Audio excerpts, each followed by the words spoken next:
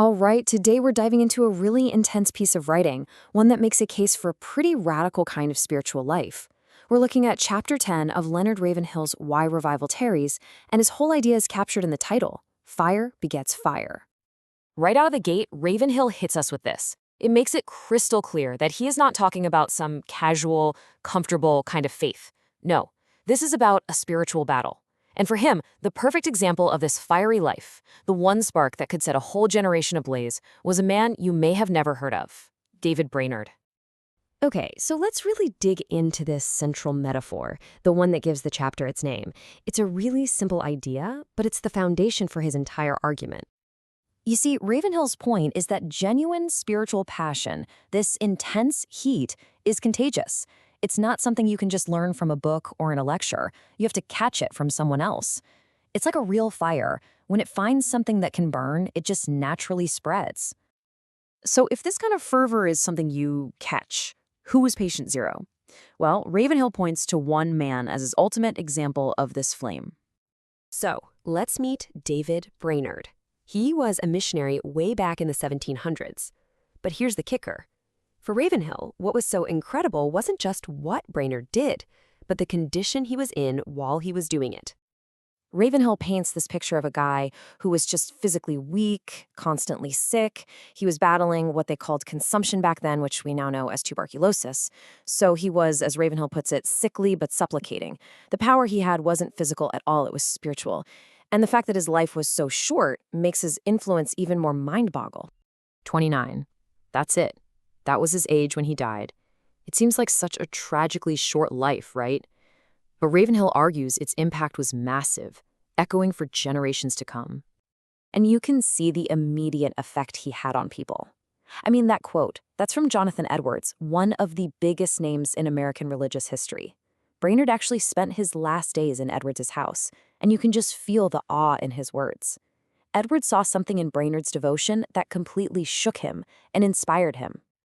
So, okay, if Brainerd's life was this initial spark, how did it turn into a wildfire? Well, the text shows how it set off this incredible chain reaction that spread across the world. This is how it all went down. After he died, Brainerd's diary gets published.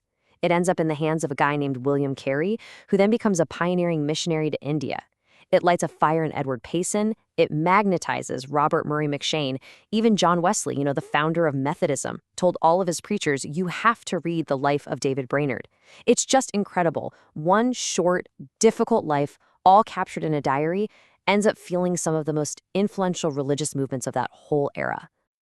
And that brings us to the engine room, right? The how behind Brainerd's life and Ravenhill's whole argument.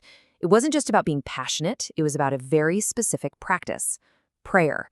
But, and this is a huge but, not prayer the way most of us probably think of it. Here's where Ravenhill draws a massive line in the sand. He just dismisses the idea of prayer as some simple request sheet. For him, it's active, it's intense, it's spiritual warfare. It's a secret weapon where a person gets linked with God, and in that powerful connection, a real battle is fought and won. This is not a passive activity, it's all-consuming. And this is why it's so critical to Ravenhill. He believes this kind of prayer is the only force that can actually confront what he calls the cultured paganism of the world. It's not about better programs or fancy speeches. It's about a raw, supernatural power that can literally shake the hearts of men. This, for him, is the engine of any real revival. But a fire this intense, it consumes things. And Ravenhill is brutally honest that chasing this kind of spiritual life, this life of fiery prayer, comes with a really steep price. This is not an easy road. Yeah, according to the text, the person who tries to live this way is going to face some huge challenges. We're talking about deep loneliness, constant internal conflict, even pulling away from good friends. Their quietness might be totally misunderstood. Ravenhill makes it plain. This is a path of solitude and struggle. It is definitely not for the faint of heart. And it all really comes down to this poem by Amy Wilson Carmichael, which Ravenhill includes. It just perfectly captures that feeling of total surrender at the core of his argument. It's a prayer not just to be lit by the fire, but to actually become the fuel that keeps it burning. And that leaves us with this final, really provocative thought to chew on. Ravenhill's whole chapter is built around this metaphor of fire. He shows us the spark in David Brainerd and the flames it spread. But the ultimate challenge he presents is a personal one. What does it mean to move beyond just being inspired by the light and to become the very fuel that allows the flame to burn? What does that really cost? And that's the question Ravenhill leaves us with.